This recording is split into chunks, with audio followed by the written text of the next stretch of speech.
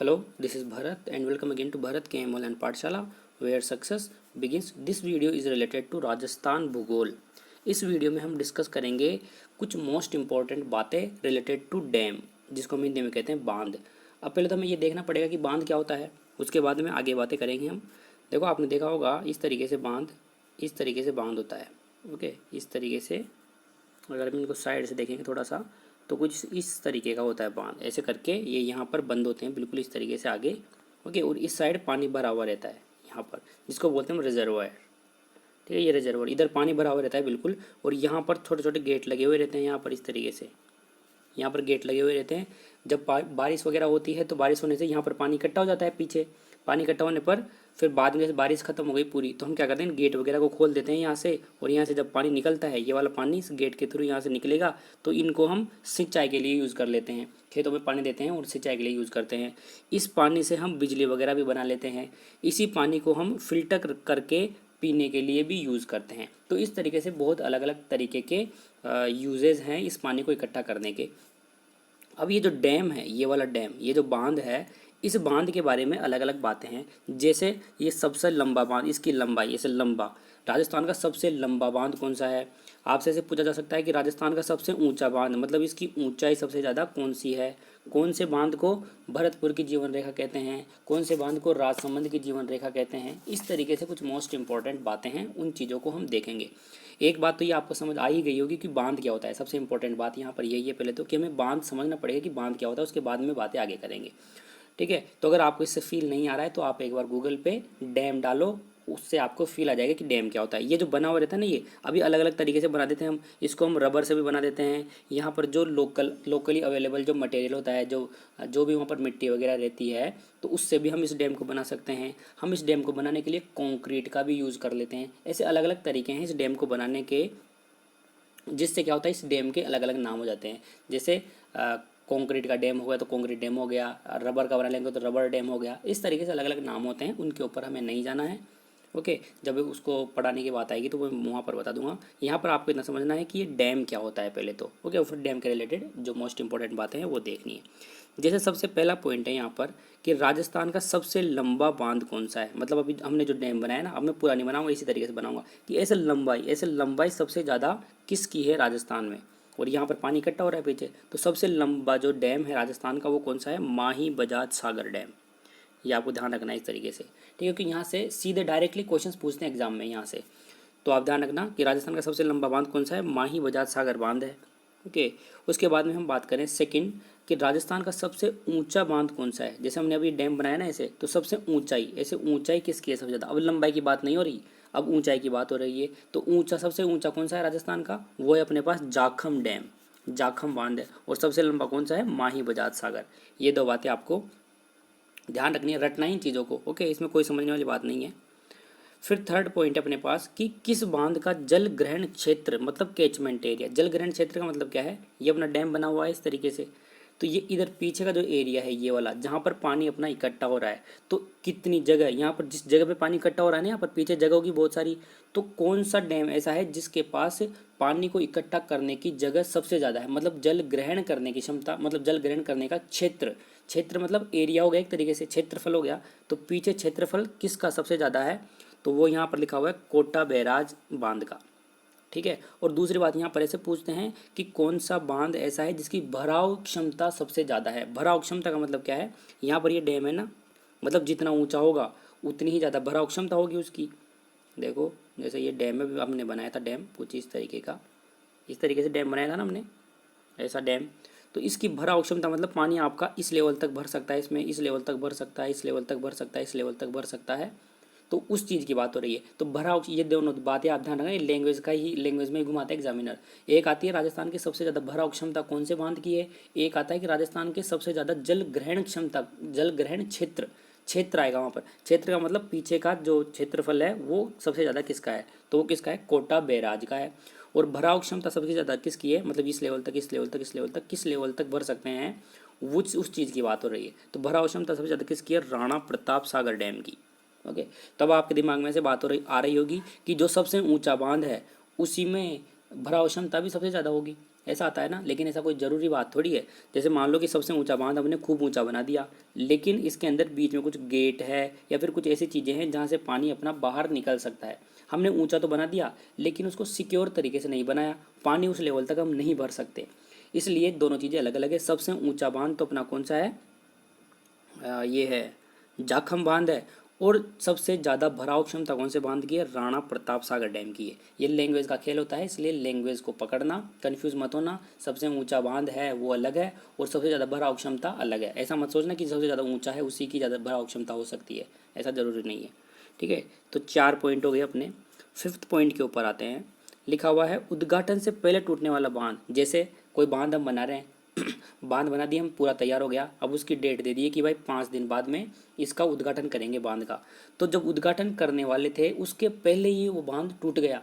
वो कौन सा बांध है राजस्थान का, तो वो है अपना पर गरदड़ा बांध। कहाँ पर बनाया था, बूंदी जिले के अंदर। बूंदी जिले में गरदड़ा बांध था, उसका उद्घाटन करने से पहले वो बांध टूट गया था। अगर मान लो हम उद्घाटन कर देते, वो बांध चालू हो जाता, चालू होने के कुछ दिन बाद टूटता, जब तो कोई बात ही मानते। उसका उद्घाटन नहीं किया, उससे पहले टूट गया वो, तो वो कौन सा है, गरदड़ा बांध है अपना। ठीक है, 6th पॉइंट है अपने पास कि राजस्थान के पिकअप बांध कौन कौन से हैं। पिकअप बांध का मतलब क्या है, पिकअप बांध का मतलब है कि पानी को सबसे पहले किसी की हेल्प से हम क्या करते हैं, पानी को पहले ऊपर चढ़ाते हैं। ओके, ऊपर चढ़ाने के बाद पानी को इकट्ठा कर लेते हैं ऊपर चढ़ा करके, फिर ऊपर चढ़ा करके पानी को वापस से नीचे छोड़ते हैं, जिससे हम बिजली वगैरह का निर्माण करते हैं। फिर जैसे यहाँ से पानी आएगा तो उसकी स्पीड बहुत ज़्यादा रहेगी, उससे टरबाइन वगैरह यहाँ पर मशीन लगा देते हैं, टरबाइन वगैरह घूमेंगे और उससे बिजली जनरेट होगी। तो ऐसे बांध कौन कौन से हैं, 2 है राजस्थान के अंदर पिकअप बांध, जिससे पानी पहले ऊपर चढ़ाया जाता है और फिर बिजली वगैरह का निर्माण किया जाता है। तो एक तो है अपने पास जवाहर सागर बांध और एक है अपने पास कागदी बांध।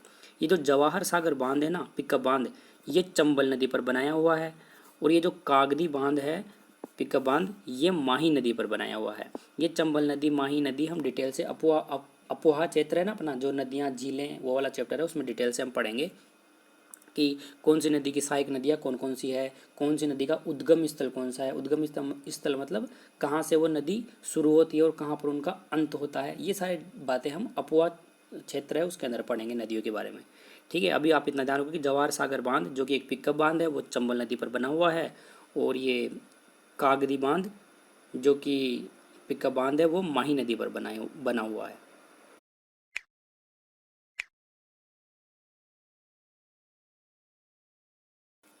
नेक्स्ट पॉइंट है अपने पास, दूर से देखने पर मान लो कोई डैम बना हुआ है, जब हम उस डैम को दूर से देखते हैं ना, तो वो किसका, जहाज के जैसा दिखाई देता है अपने पास। तो राजस्थान में ऐसा कौन सा बांध है जिसको दूर से देखने पर जहाज की आकृति जैसा दिखाई पड़ता है, तो वो है बंद बारेठा। बंद बारेठा डैम है, भरतपुर के अंदर बना हुआ है। अगर इस डैम को हम देखते हैं ना दूर से, तो ऐसा दिखता है जैसे ये जहाज है, इस तरीके से दिखता है। नेक्स्ट पॉइंट है, याद रखना बंद बारेठा नाम है। ठीक है, नेक्स्ट पॉइंट है कि ग्रेनाइट पत्थरों से निर्मित बांध कौन सा है राजस्थान का। अब देखो, ग्रेनाइट पत्थर महंगा आता है, तो आपसे इस तरीके से भी क्वेश्चन पूछा जा सकता है कि ग्रेनाइट पत्थरों की जगह ऐसे बोल देंगे कि महंगे पत्थरों से बनाया गया डैम कौन सा है, महंगे पत्थरों से बनाया हुआ बांध कौन सा है राजस्थान का। तो आप क्या बताओगे कि जवाई बांध है। ओके, तो आप ऐसे याद रख सकते हो, जवाई मतलब जवाहरात, तो जवाहरात महंगे होते हैं, तो इस तरीके से थोड़ा सा आप याद कर सकते हो। जवाई बांध मतलब जवाहरात हो गए, तो जवाहरात मतलब महंगी चीज़ें हो गई, तो महंगी चीज़ों से बनाया हुआ बांध कौन सा है, महंगे पत्थरों से बनाया हुआ बांध कौन सा है, जवाई बांध है। ठीक है, इसके बाद में आता है नेक्स्ट पॉइंट, 2 प्रोजेक्ट के बारे में ध्यान रखना कि कौन से प्रोजेक्ट का संबंध कौन से बांध से है। पहला है यहाँ पर nuclear power project. Nuclear power project का संबंध राणा प्रताप बांध से है।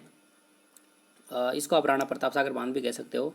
मतलब ये प्रोजेक्ट ऐसा भी आ सकता है यहाँ पर कि न्यूक्लियर पावर प्रोजेक्ट कौन से बांध के ऊपर चल रहा है, ऐसे पूछ सकते हैं आपसे। ऐसे पूछ सकते हैं कि ये न्यूक्लियर पावर प्रोजेक्ट कौन से बांध के पास में चल रहा है, कुछ भी पूछ सकते हैं आपसे थोड़ा सा घुमा करके। बस आपको ये ध्यान रखना है कि न्यूक्लियर पावर प्रोजेक्ट का संबंध राणा प्रताप बांध से है।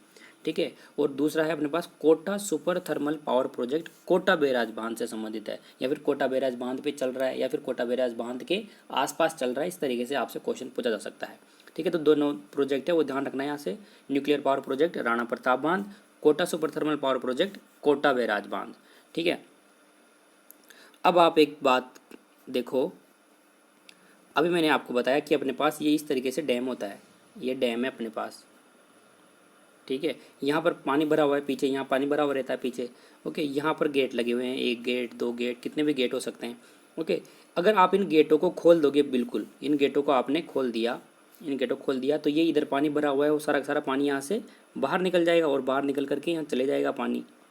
ठीक है, तो आप एक बात बताओ, जब हम इन सब गेटों को खोल देंगे तो सारा का सारा पानी निकलेगा क्या? कुछ ना कुछ पानी तो यहाँ पर रह ही जाएगा ना। कोई यहाँ पर गड्ढा हो रहा होगा तो गड्ढे में भरा हुआ रह जाएगा। ओके, ये गेट बिल्कुल नीचे तो बनाते नहीं है, इन गेटों को थोड़ा सा ऊपर बनाते हैं, तो कुछ लेवल तक इधर, कुछ लेवल तक यहाँ पर, ओके, इधर कुछ लेवल का पानी तो इधर पीछे भरा हुआ रह ही सकता है। लेकिन राजस्थान में एक ऐसा बांध है जिसके लिए ये बोला जाता है कि अगर उस बांध के सारे गेट हम खोल देना तो उस बांध के अंदर एक बूंद भी पानी नहीं रहेगा, सारा का सारा पानी बाहर निकल जाएगा। ऐसा कौन सा बांध है? एक्चुअल में ऐसा होगा नहीं, थोड़ा बहुत पानी तो रह ही जाएगा, लेकिन उस बांध में बहुत ही कम पानी रहता है, बिल्कुल कम। इसलिए ऐसा कहा जाता है कि राजस्थान का कहा जाता है कि उस बांध के अगर सारे सारे गेट हम खोल दें तो उस बांध में एक बूंद भी पानी नहीं रहेगा। तो वो बांध कौन सा है अपना? वो बांध है अपना टोरडी सागर बांध। टोरडी सागर टोंक में बना, टोंक जिला है वहाँ बना हुआ है ये, टोंक जिले में टोरडी सागर बांध लिखा हुआ है। किस बांध के लिए कहा जाता है? अगर उस बांध के सारे गेट खोल दिए जाएं तो एक बूंद भी पानी नहीं रुकेगा उस बांध के अंदर। तो कौन सा है वो? टोरडी सागर बांध है, टोंक के अंदर स्थित है, ये टोंक जिले में है। ठीक है, उसके बाद में नेक्स्ट पॉइंट आता है अपने पास, 12th पॉइंट है कि अजमेर का सागर कौन से बांध को कहा जाता है? अजमेर जो जिला है अपना, उस जिले में जो अजमेर का जो सागर है वो कौन से बांध को कहा जाता है? तो यहाँ पर लिखा हुआ है नारायण सागर बांध को कहा जाता है। ठीक है, नारायण सागर बांध को कहा जाता है। नेक्स्ट पॉइंट है राजसंबंध की जीवन रेखा कौन से बांध को कहते हैं? तो राजसंबंध की जीवन रेखा नंद संबंध बांध को कहते हैं, और भरतपुर की जीवन रेखा मोती झील बांध को कहते हैं। तो देखो, राजसंबंध, नंद संबंध, ये तो आपको थोड़ा थोड़ा याद हो गया होगा, राजसंबंध, नंद संबंध, और भरतपुर का आप ध्यान रखना मोती झील। ओके, भरतपुर में का एक बांध और है, जो क्या बताया था मैंने अभी भरतपुर के लिए, कि भरतपुर में एक बांध बना हुआ है बंद बारेठा। उसको दूर से देखेंगे तो वो कैसा दिखता है? जहाज के जैसा दिखता है, जो अपना पॉइंट नंबर 7 था आई थिंक। ओके, दूर से देखने पर जो जहाज के जैसा बांध दिखता है वो कौन सा है? बंद बारेठा है, भरतपुर में बना हुआ है। और भरतपुर की जीवन रेखा कौन से बांध को कहते हैं? मोती झील बांध को कहते हैं। ठीक है, और राजसमंद की नंद संबंध को कहते हैं।